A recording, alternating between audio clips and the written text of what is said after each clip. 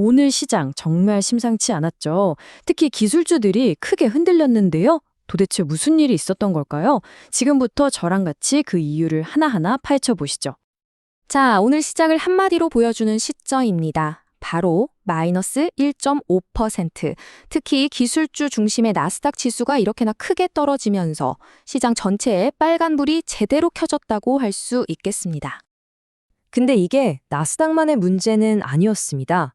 보시는 것처럼 S&P 500, 다우존스까지 주요 지수들이 다 같이 파란불이었어요. 시장 전체가 힘이 없었다는 뜻이죠. 그래도 오늘 가장 아팠던 건 역시 기술주였다는 거. 이게 오늘 이야기의 핵심입니다. 자, 그럼 도대체 왜 이렇게 시장이 흔들렸을까요? 첫 번째 실마리부터 한번 따라가 보죠. 오늘 좀 특이했던 게 보통 시장에 큰 영향을 주는 그런 경제지표 발표가 없었어요. 그러니까 투자자들의 모든 관심이 어디로 갔을까요? 바로 개별 기업들 소식에 쏠린 거죠. 그러다 보니 작은 악재 하나에도 시장 전체가 막 휘청거리고 투자 심리가 순식간에 꽁꽁 얼어붙어 버린 겁니다. 네, 그럼 투자자들을 이렇게 불안하게 만든 핵심적인 이유, 딱 두 가지로 좁혀서 한번 추적해 보겠습니다. 오늘 시장을 끌어내린 주범, 바로 이 두 가지입니다. 하나는 기업들의 실적 경고였고요. 다른 하나는 지정학적 긴장감이었어요. 이 두 펀치가 어떻게 시장을 때렸는지 먼저 기업 실적 이야기부터 자세히 들여다보죠. 시장에 첫 번째 천물을 끼얹은 건 바로 3M 같은 대형 산업재 기업들이었어요. 이런 회사들은 사실상 세계 경제의 건강 상태를 보여주는 온도계 같은 역할을 하거든요. 근데 이들이 중국이랑 유럽에서 물건이 잘 안 팔려서 앞으로 실적이 안 좋을 것 같다고 하니까 이게 단순히 한 기업을 문제를 넘어서 산업 전체가 힘든 거 아니야? 하는 공포감으로 확 번져버린 거죠.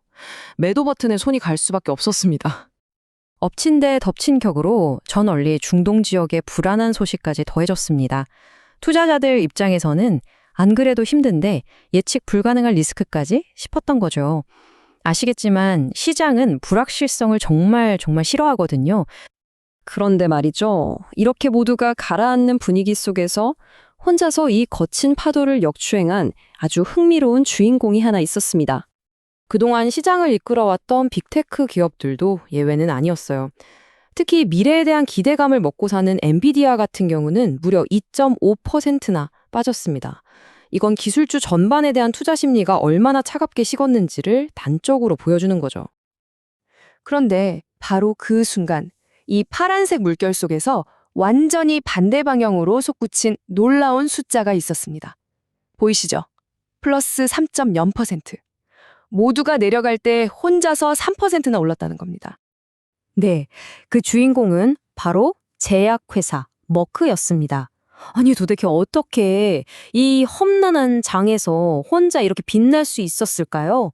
그 비결은? 머크에게는 시장의 모든 악재를 한 방에 날려버릴 필살기가 있었던 겁니다. 그게 뭐였냐면 바로 새로 개발 중인 항암 치료제의 임상시험 결과가 엄청나게 좋다는 소식이었어요. 이거야말로 기업 자체의 튼튼한 펀더멘털이 시장 전체의 우울한 분위기를 이겨낸 아주 교과서적인 사례라고 할 수 있겠습니다.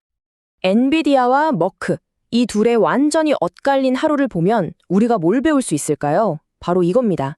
시장 전체가 폭풍우에 휩쓸릴 때도 자기만의 강력한 우산을 가진 기업은 끄떡없을 수 있다는 거죠. 그리고 이게 바로 우리가 왜 한 곳에 몰빵하지 말고 포트폴리오를 다양하게 짜야 하는지를 보여주는 정말 생생한 예시이기도 하고요. 자, 그럼 이런 불안한 분위기가 혹시 미국만의 이야기였을까요?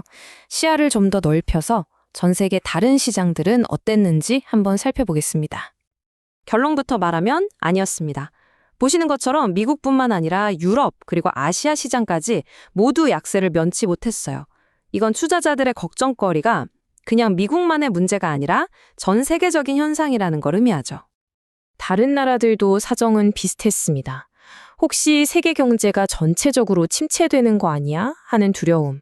여기에다가 유럽의 에너지 문제, 또 아직도 해결될 기미가 안 보이는 중국의 부동산 문제 같은 것들이 다 엮여서 투자 심리를 꽉 짓눌렀던 겁니다.